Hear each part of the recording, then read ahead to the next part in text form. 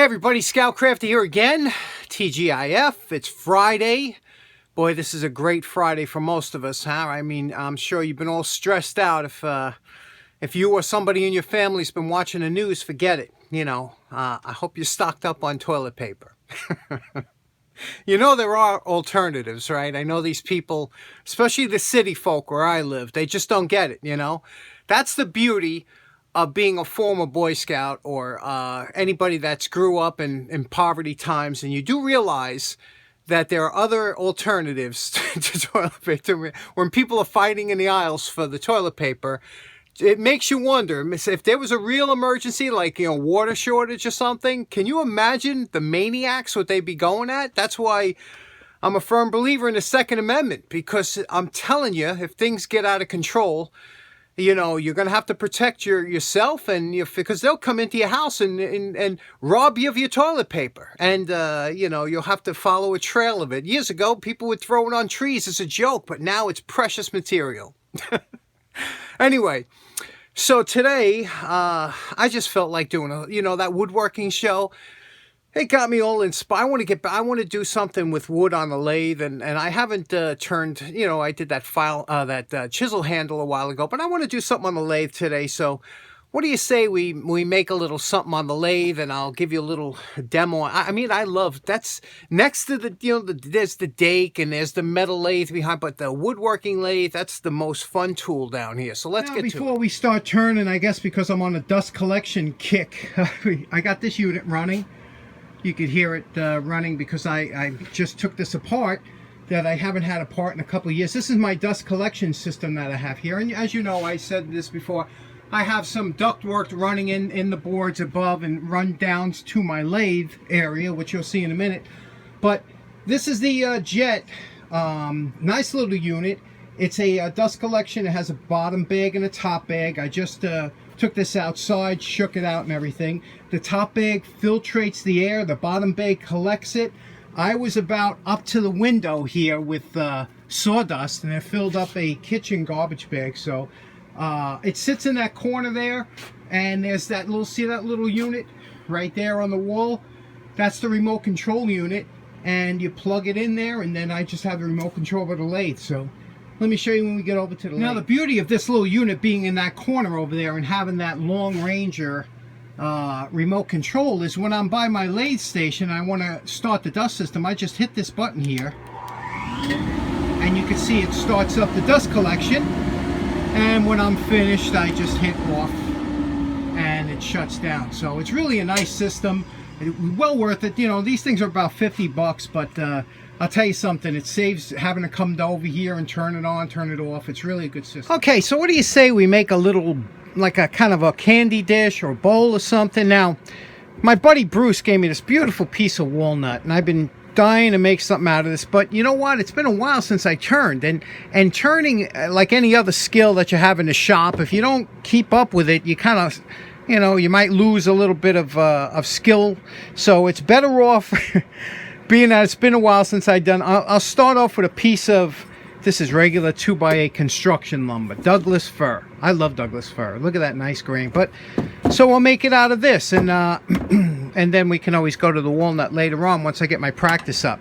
So the first thing we're going to do is we're going to measure how wide the board is, and you can see it's 7 inches. So we're going to take 7 inches and go make it into a square.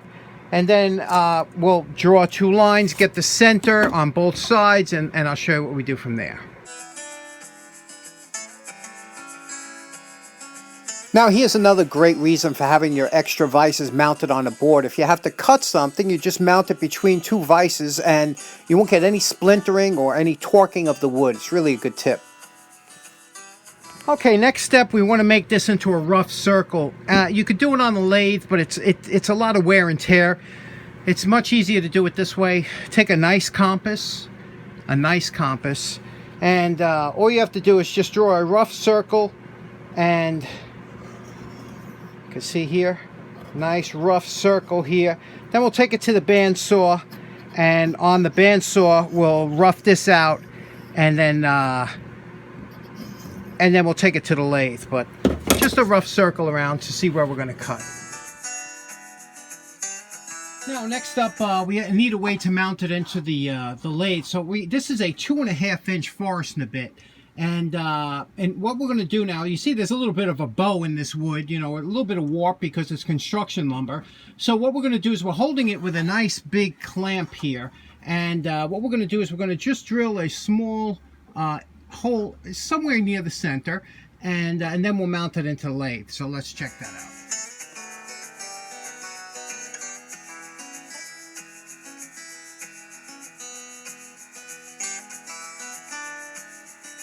Okay, now here we are over at the lathe, and you could see this is what we've accomplished so far. We basically roughed out a round circle here on this construction Douglas fir.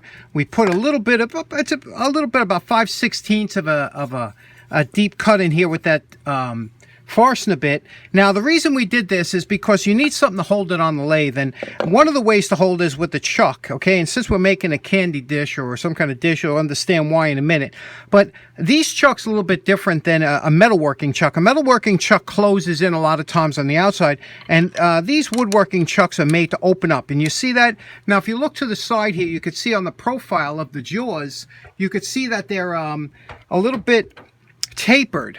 So that what happens is when you put this in here and it opens up, it'll grip the item. So we're going to take this, put it right here around there, and then turn it, actually opening up the jaws, and that locks that in there like that. Okay, now you can see that's solid.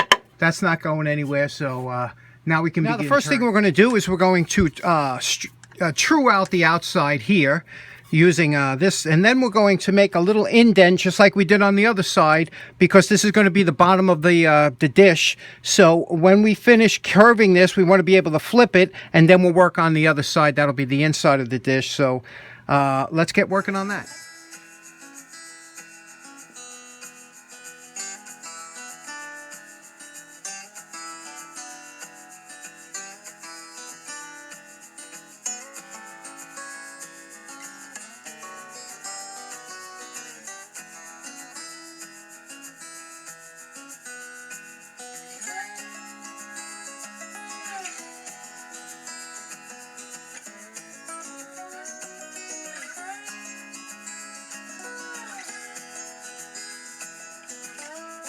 Okay, you can see here we did the bottom of the bowl, and you know, Douglas fir always has a nice grain to it, but you know, you're going to get this cross grain that you can't avoid it with this type of wood. But we're going to do a little sanding on the bottom, then we're going to flip it and mount this little indent into the jaws, and then we'll do the inside of the bowl.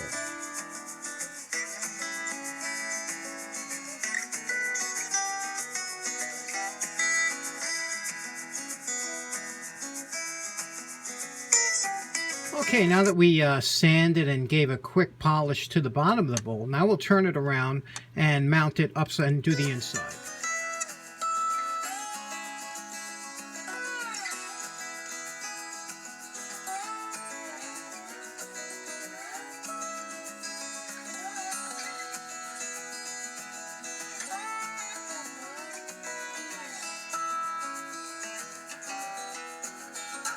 Now, once we do our rough sanding, we take some of this Triple E Ultra Shine, which is a paste, and it's basically a paste with some abrasive in it, and we wipe it down with that. And you can see here, this gets a lot of the micro scratches out, and just a pre-prep for when we're going to put the shellac on. We're using a friction polish for the shellac, and that just goes on quick and easy. I'll show you that next step. Okay, now we're ready to put on our friction polish. Friction polish is a mixture of shellac, boiled linseed oil. It